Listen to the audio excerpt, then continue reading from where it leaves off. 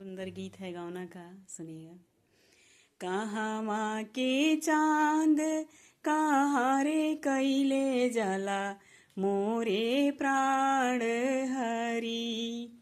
कहाँ के चांदवा कहाँ रे कैले जाला मोरे प्राण हरी।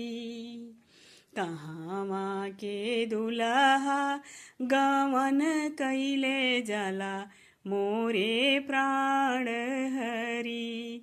कहाँ के दुल्हा गवन कैले जाला मोरे प्राण हरी। पूर्व के चांदवा पश्चिम कैले जाला मोरे प्राण हरी।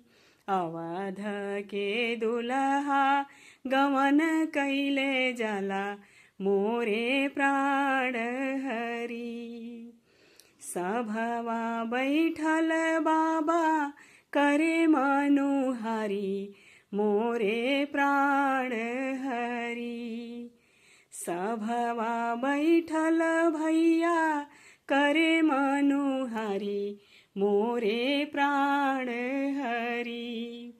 दिन दस रहे दान धियावा हमारी मोरे प्राण हरी। दिन दस रहे दान बहिनी हमारी मोरे प्राण हरी। जाहूँ तोहराए सासुरे धियावा दुलारी तोहरे प्राण हरी।